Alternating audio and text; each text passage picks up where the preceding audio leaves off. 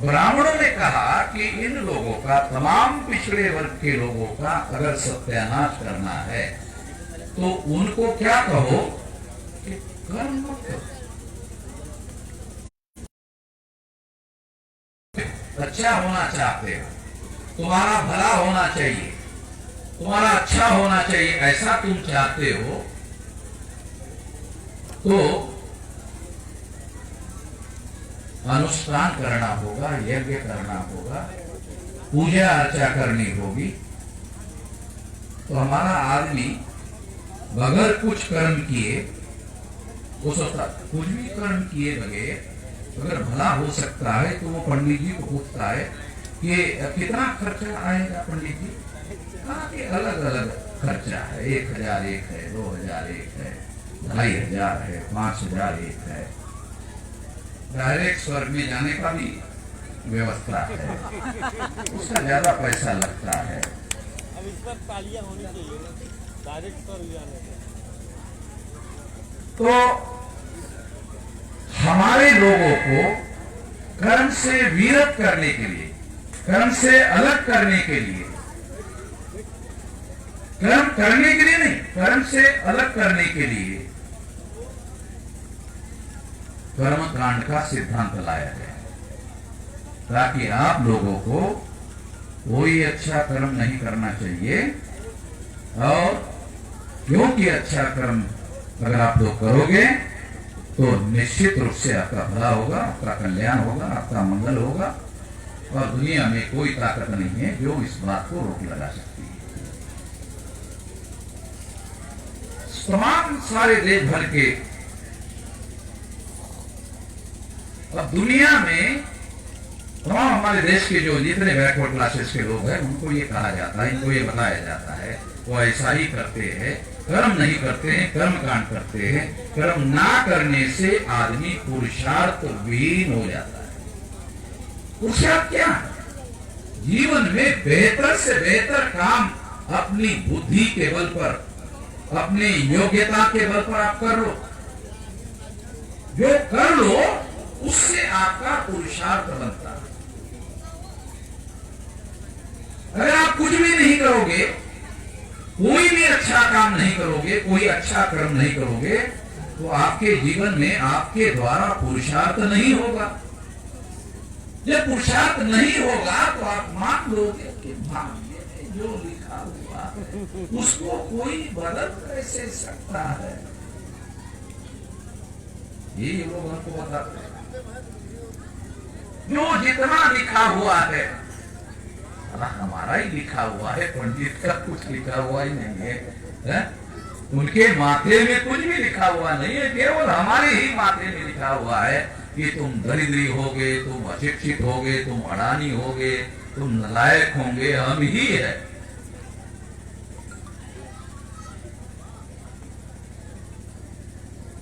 मैंने हमारे महाराष्ट्र का उदाहरण देता हूं, वहां की कुर्मी जाति के ग्रेजुएट इंजीनियर है, उसकी शादी करने का मौका था। तो हमारे जैसे के साथ में रहने वाले उनके जाति बिरादरी के कुछ पढ़े लिखे लोग थे, तो उन्होंने उनको कहा कि तुमने कुंडली वगैरह निकाली थी क्या? हाँ निकाली।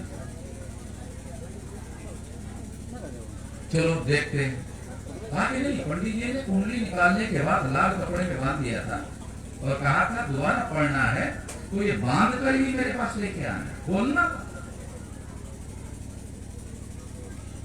क्योंकि हम लोग दिमाग से काम करने वाले लोग हैं कि क्या है, ब्राह्मण ने बांध कर रखने के लिए कहा और खोलने से मना किया, निश्चित रूप से कोई रहस्य है।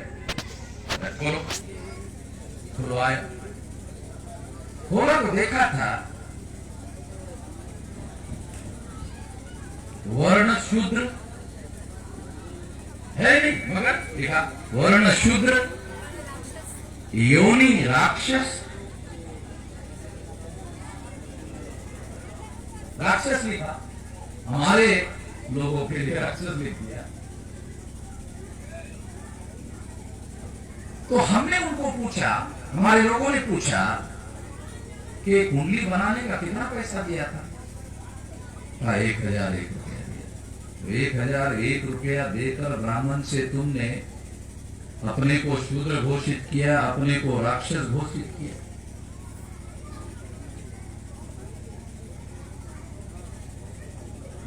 तो हमारे लोगों को पता नहीं है, जानकारी ही नहीं है। ज्ञान एक बहुत बड़ी बात है। मैं ज्ञान की बात नहीं बोल रहा हूं कि हमारे लोगों को ज्ञान नहीं है, मैं ये नहीं कह रहा, मैं कह रहा हूं जानकारी नहीं है। ज्ञान तो बहुत आगे की बात है। और इस तरह से हम लोगों ने कर्मकांड को स्वीकार किया और अच्छा काम करने के लिए बंद कर दिया और ब्राह्मणों को कहा कि पैसा लेकर हमारी पूजा करो और हमारे नाम पर अच्छा काम लिख दो तो हमारा अच्छा होगा, भला होगा।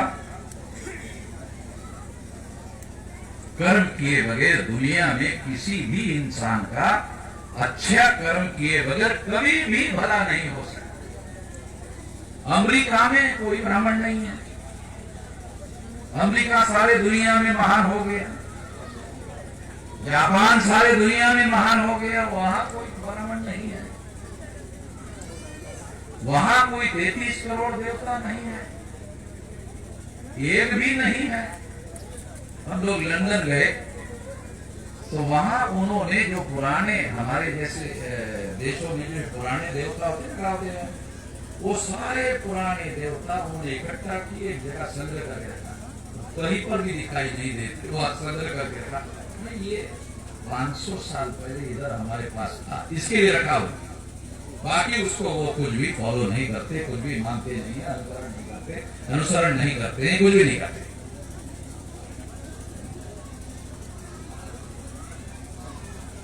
तो जितने भी लोग हमारे तमाम बैकवर्ड क्लासेस के जितने भी लोग पुरुषार्थ करते हैं वो आगे बढ़ते ही बढ़ते हैं, उसको रोकने की कोई ताकत नहीं है। अखिलेश यादव का उदाहरण ले लो, मुख्यमंत्री हो, कोई होगा नहीं। मुख्यमंत्री पद से उतारने के बाद योगी जब उसी कुर्सी पर बैठने के लिए गए तो पंडित जी ने कहा अखिलेश यादव यहाँ बैठे थे, ये कुर्सी तो योगी ने पूछा कि फिर क्या करना होगा, शुद्ध करना। कुर्सी को शुद्ध किया गंगाजल से,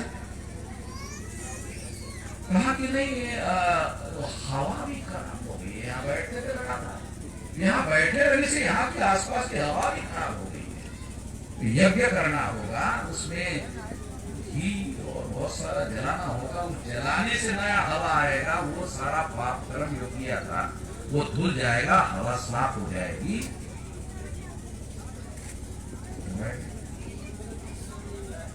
मगर जब वो मुख्यमंत्री बने तो कोई ताकत नहीं थी जो उनको रोक सके।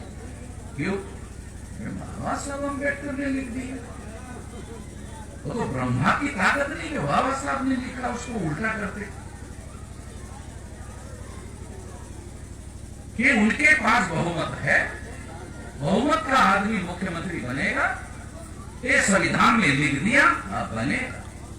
फिर कोई ताकत, कोई ब्राह्मण तो छोटी चीज है, ब्रह्मा वो भी कुछ नहीं कर सकता। क्यों नहीं कर सकता? क्योंकि ब्रह्मा का वोटर लिस्ट में नाम ही नहीं है। तालियां तालियां इस बात का सुनने की बात है, अभी आधा बताया, पूरा नहीं बताया। तो होना चाहिए, ब्रह्मा का वोटर लिस्ट में नाम नहीं है, पोस्टल एड्रेस ही जिसका नहीं होता उसका नाम नहीं होता है वोटर लिस्ट में। जब वोटर लिस्ट में ब्रह्मा का नाम नहीं तो ब्रह्मा पंचायत का, ग्राम पंचायत का पंच भी नहीं चुन सकता। देश के संविधान के अनुसार इस देश का कारोबार चुने हुए लोग करते चलाते, तो ब्रह्मा को पंच नहीं चुन सकता। सरपंच का सवाल नहीं, देश के पंचायत का, प्रधानमंत्री का सवाल नहीं, जो पंच नहीं चुन सकता, जो पंच नहीं चुन सकता वो क्या कर सकता है? ये समझे नहीं आप? जो पंच नहीं चुन सकता वो इस देश के संविधान के अनुसार लिखा कुछ नहीं कर सकता। पंच कौन चुन सकता है? हाँ, तो इस देश का जो भाग्य है, जो भाग्यवाद मानते हैं, वो भाग्य लिखने का ताकत तो आपके पास है। आपका भाग्य भी और देश का भाग्य भी लिखने का ताकत आपके हाथ में है। एक साधारण आदमी जब विधायक बन जाता है तो उसकी ताकत बढ़ जाती है, वो आपकी ताकत की वजह से। आपके पास वो ताकत है, ये संविधान में लिखा हुआ है, उसकी वजह से अखिलेश यादव मुख्यमंत्री बने। किसी की ताकत नहीं कि वो उसको रोक सके। पुरुषार्थ का सिद्धांत समझा रहा हूं आपको, पुरुषार्थ का सिद्धांत समझा रहा हूं, कर्म का सिद्धांत समझा रहा हूं। कर्म कांड किया होता, मान लो मुलायम सिंह यादव जी ने कर्म कांड किया होता, पूजा किया होता कि आपके बेटे को मुख्यमंत्री बना देता, नहीं बन सकते। ध्यान रखना, उदाहरण के लिए बता रहा हूं, एग्जाम्पल के लिए बता रहा हूं, समझाने के लिए बता रहा हूं। तो इसी तरह से यदि हमारे आचरण में कोई अच्छा बदलाव, अच्छा परिवर्तन हम लाना चाहते हैं, तो अच्छा बदलाव, अच्छा परिवर्तन अच्छे विचार से आता है। ये शरीर है, साइंस विज्ञान क्या कहते हैं? ये शरीर है। ये शरीर का सबसे अहम भाग ये सर है, इसके अंदर ब्रेन है, भेजा है, जो सोचने विचारने का काम करता है, वो सारे शरीर पर कंट्रोल करता है। सारे शरीर पर आपका दिमाग कंट्रोल करता है। वो दिमाग आदेश देता है तो आपका हाथ उठता है। अगर दिमाग आदेश देता है तो आप अपने हाथ से गिलास पकड़ते हैं। दिमाग के द्वारा आपका सारा शरीर नियंत्रित होता है। जब कोई किसी आदमी का दिमाग खराब हो जाता है तो लोग कहते पागल हो गया है। अगर कपड़े फाड़ रहा है तो लोग कहते पागल हो गया है, दिमाग खराब होने से। तो दिमाग जो है वो, उस दिमाग में अगर बेहतरीन किस्म की विचारधारा है, अच्छी किस्म की विचारधारा है, आपके जीवन में परिवर्तन लाने विचारधारा है अगर है, तो आपके जीवन में बदलाव आएगा। अच्छी विचारधारा की वजह से आपके जीवन में बदलाव आएगा। कोई बदलाव नहीं कर सकता। आपके अंदर अच्छी विचारधारा हो तो आपके जीवन में बदलाव आएगा। अगर आप गलत बातों को गलत जानते हैं, गलत मानते हैं तो करेंगे नहीं। आपका विचार कहता है ये गलत है तो आप करेंगे नहीं। अगर आप उसको अच्छा मानते हैं तो करेंगे। तो विचार है, अच्छा विचार अच्छा कर्म करने के लिए प्रेरित करता है। तो आपका विचार अच्छा होना चाहिए तो आपका मंगल हो सकता है।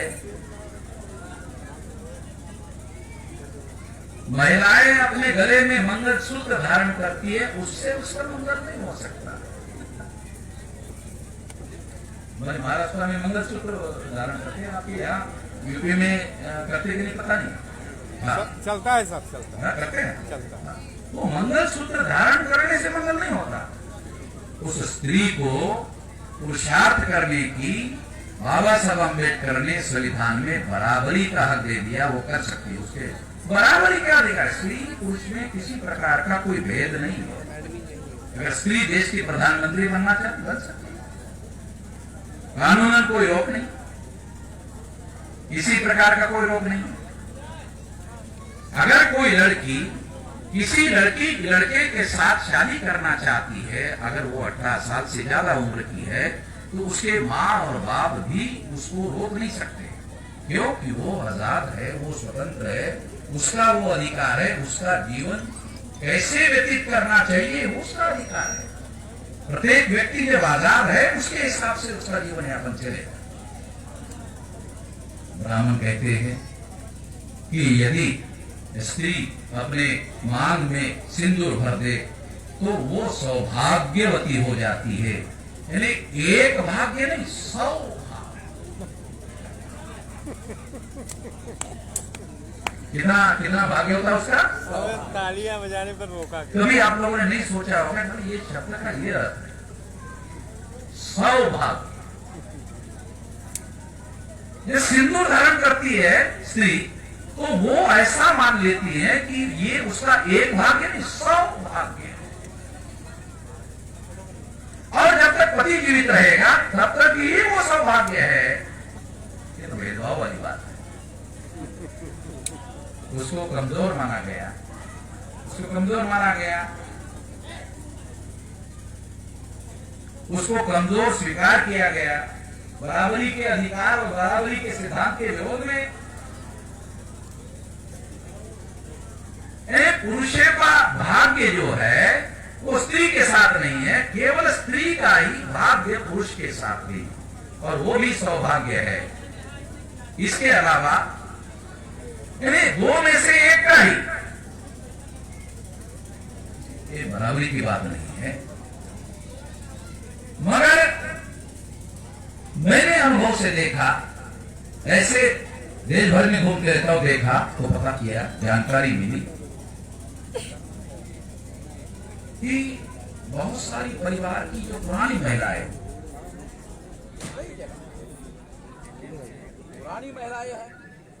नहीं, ऐसा होना चाहिए। प्लीज हेलो, अरे यार बंद बाजा बंद हो, क्या बंद हो गया, हम क्या बोल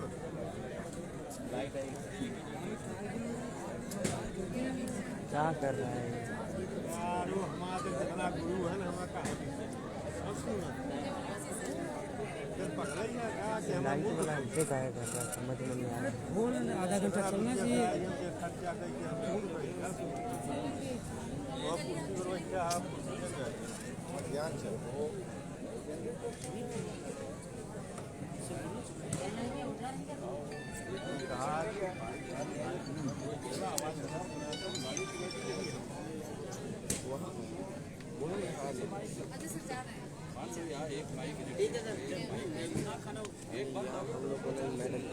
फिर जल्दी मिलेंगे।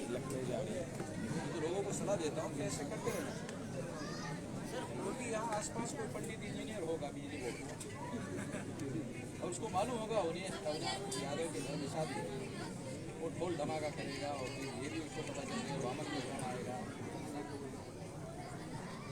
तो वो इसीलिए बार बार नहीं करते, क्योंकि उनको मालूम है वामन विश्राम को गला दबाना संभव नहीं, बोलने से नहीं होगा। लाइट है, लाइट कलेक्शन करो भाई।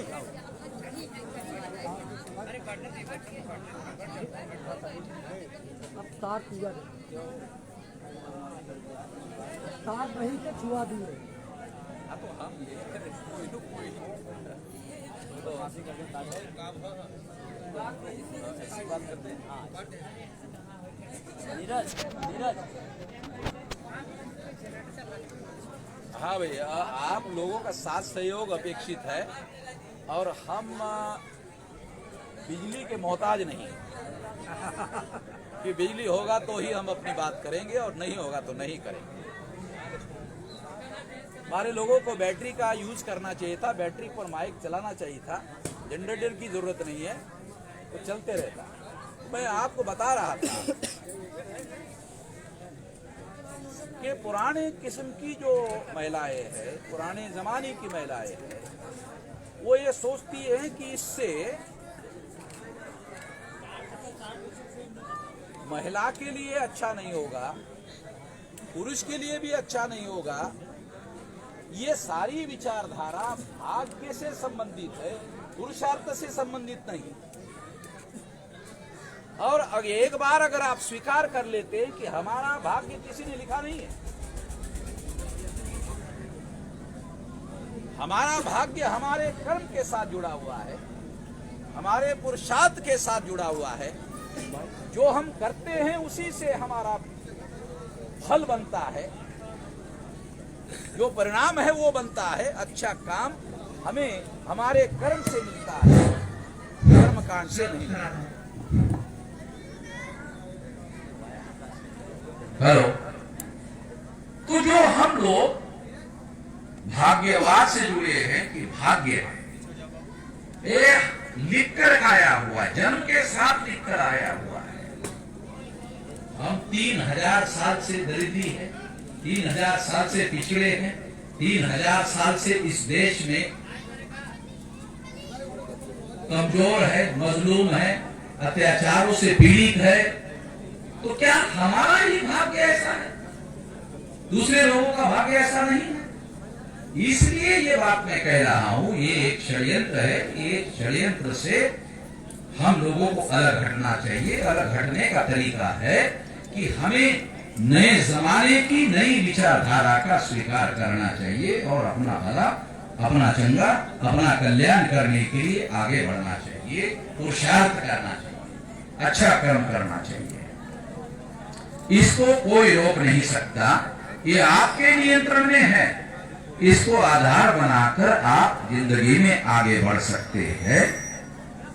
मगर ये परिवर्तन चाहे पुरुष हो चाहे स्त्री हो, उसको अपने अंदर खुद लाना होगा। तो मान लो कि कोई व्यक्ति अपने पत्नी के मांग में सिंदूर डालना चाहिए ये कहे, कोई पति नहीं डालना चाहिए ये कहे, ये तो तुम निर्णय कर रहे हो उसके लिए। उसको खुद निर्णय करना चाहिए, ऐसा करना चाहिए या नहीं करना चाहिए, उसके अंदर से आना चाहिए।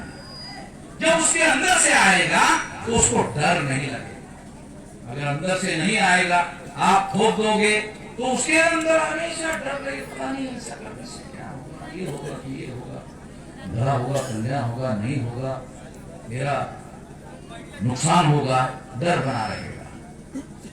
मैंने हमारे एक मित्र को देखा, वो मोटरसाइकिल पर ऑफिस जा रहा था तो 8-10 किलोमीटर का अंतर था। तो दोनों साइड में मंदिर आते थे, दोनों साइड में। तो जब मंदिर आता था वो 80 की स्पीड से जा रहा है, 80 की स्पीड से चल रहा है, तो इधर मंदिर आ रहा है, इधर भी मंदिर आ रहा है। तो जब इधर आता था ऐसा रुकता नहीं था, मोटरसाइकिल को रोकता नहीं था, इधर मंदिर दिखा, इधर दिखा, ऐसा वो ऐसे कर। तो मैंने किया, ये सब क्यों कर रहा है?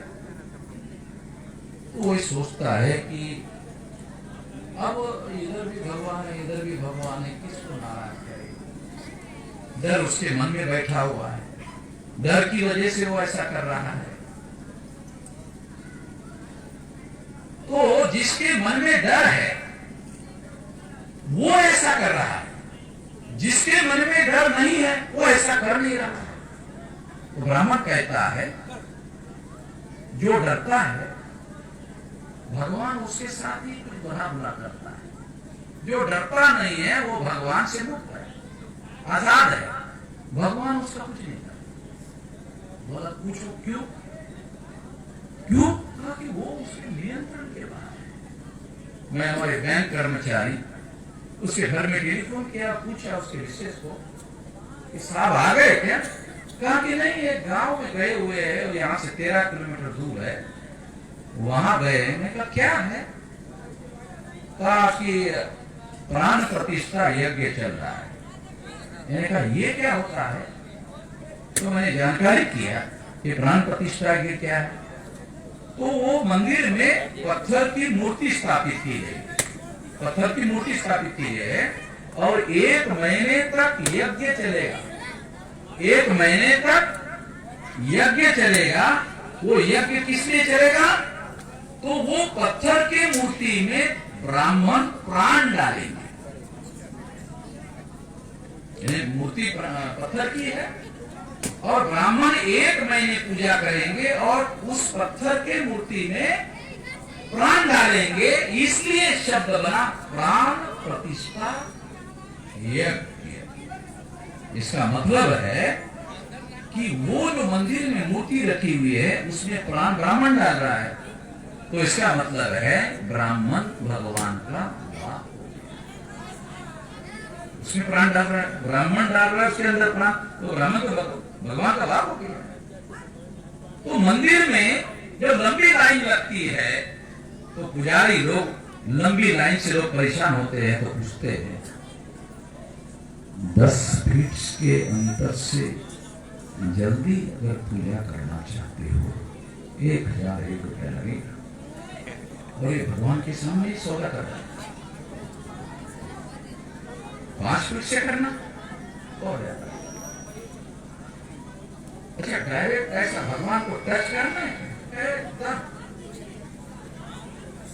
ऐसा टच करना पूरा शक्ति तुम्हारे अंदर है ऐसा टच करोगे ये सारा सौदा वो पुजारी उस भगवान के मंदिर में वो भगवान के सामने कर रहा है। अगर ब्राह्मण को पूछो ये भगवान से डर नहीं लगता तुमको ये सौदा करते हो तो जवाब देगा इसके अंदर तो प्राण हमने ही न डाला हुआ है इसके अंदर जो प्राण डाला है वो तो हमने डाला है हमें डर किसका भाई हमारा डर होना चाहिए हमको नहीं डराना चाहिए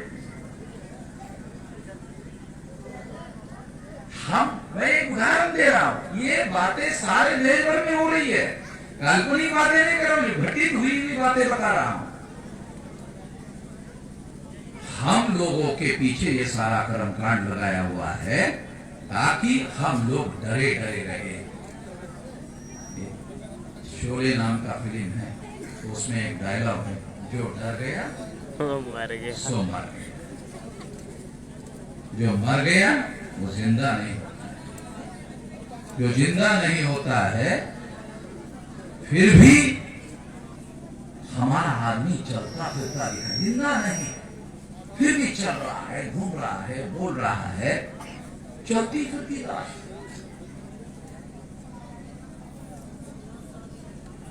आपको लग रहा होगा कि आदमी को डर नहीं लगता डर ही भगवान का दूसरा नाम डर निकाल दो खत्म हो गया सारा मुझे कुछ नहीं मेरी उम्र 64 हो रही मैं 19 साल की उम्र से बोलता हूं तो पहले चले जाना चाहिए अभी 64 हो गई 20-25 साल तो कुछ नहीं होना क्यों मैं अपने सेहत की खबरदारी लेता हूँ मेहनत करता हूँ एक्सरसाइज करता हूँ डाइट बराबर लेता हूँ और कुछ जो है डॉक्टर से सलाह लेकर करता हूँ तो सेहत ठीक है। अगर आप बीमार हो गए दवा नहीं लोगे मेहनत नहीं करोगे एक्सरसाइज नहीं करोगे तो फिर तो आपका राम नाम सत्य जल्दी हो जाएगा। तो इस तरह से हम लोगों को ये सारी बातें ध्यान रखना चाहिए अच्छे विचार से अच्छा परिवर्तन होता है। आप बैकवर्ड क्लासेस के लोगों ने कभी किसी ब्राह्मण को जब उसको तिरही उठा कर लेके जाते हैं उसके पीछे भी तो गलती लोग चलते हैं। आप लोगों ने किसी ब्राह्मण के पीछे चलने वाले जो लोग होते हैं हमारे जितने लोग होते हैं बैकवर्ड वो क्या कहते हैं राम नाम सत्य राम नाम सत्य राम नाम सत्य राम नाम सत्य। ब्राह्मण के पीछे चलने वाले जो ब्राह्मण है आप ऑब्जर्व करो वो कहते हैं राम नाम सत्य। ब्राह्मण के पीछे चलने वाले जो लोग हैं वो कभी नहीं कहते राम नाम सत्य। अगर किसी बैकवर्ड ने मुझे पूछा तो मैं जवाब दूंगा कि वो क्यों नहीं कहते राम नाम सत्य है क्योंकि वो जानते हैं राम का नाम सत्य नहीं। ये वजह नहीं हमारी तरह किसी ने कह दिया और मान लिया। विचार के आधार पर अच्छी बात होती है अच्छे विचार अच्छे कर्म और अच्छे फल हमको मिलते रहेंगे ये करते रहना चाहिए। मैं इस मौके पर शादी के मौके पर अविनाश यादव और कुमकुम यादव के इस शादी के करने के इस मौके पर मुझे बहुत खुशी हुई है। मुझे बोलने का अवसर दिया गया है। मैंने कोशिश की हमारे तमाम बैकवर्ड क्लासेस के जो लोग हैं उनके विरोध में 2-3 हजार साल से इस देश में जो षड्यंत्र चल रहा है उस षड्यंत्र के अलग हटकर हम लोगों को काम करना चाहिए और उससे हमारा भला होगा, चंगा होगा, कल्याण होगा। कोई दूसरा हमारा उद्धार नहीं कर सकता। हम चाहे तो खुद ही हम अपना उद्धार कर सकते हैं। हमारा उद्धार करने के लिए कोई आने वाला नहीं है। आएगा तो वो कहता है कि मैं आऊंगा। हमारे हजारों साल से लोग देख रहे, आऊंगा ऊपर देख रहे, कोई आएगा, वो आता नहीं है। अगर आ गया तो लिखा है गीता में, क्या लिखा है? राक्षसों का नाश करने के लिए आऊंगा। तो महिषासुर कौन था? यादव लोगों को थोड़ा ध्यान है, कौन था? तो वो कहते राक्षस। तो इसका मतलब है तो आने वाला नहीं है, आ गया तो हमारा सत्यानाश करने के लिए आएगा, हमारा उद्धार करने के लिए आने। लिखित बात बता रहा हूं, आने वाला नहीं है। और अगर हमें अपना उद्धार करना है तो एकमात्र रास्ता है, वो है स्वतः का उद्धार करना होगा। और स्वतः का उद्धार अपना कर्म बढ़िया तरीके से करने के अलावा कोई विकल्प नहीं है। इस मौके पर मैं इतना ही कहना चाहता हूं। आपने ध्यान से सुना, इसके लिए धन्यवाद।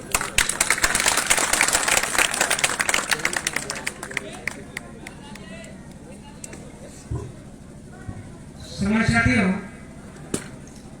आपसे से अनुरोध है लाइट कर गई है, जल्दी व्यवस्था जाएगी। सबको खाने पीने का इंतजाम खाने पीने जाएगा। हमको फोन कर रहे हैं। और उसके बाद कलाकार जो यहाँ पे संगीत कलाकार हैं वो अपना संगीत प्रस्तुत कर जाएंगे। लाइव कर दिया, लाइव कर दिया। पकड़िए, ये लाइव चलाई, हम फोटो खींचते हैं।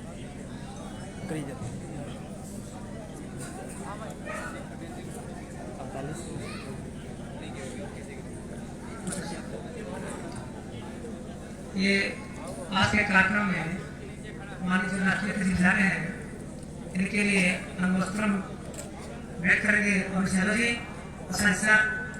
10,000 रुपया भी आपको संगठन के लिए आप सहप्राप्त स्वीकार कर रहे हैं। और ये में नहीं आएगा, आइए आपके फोन पर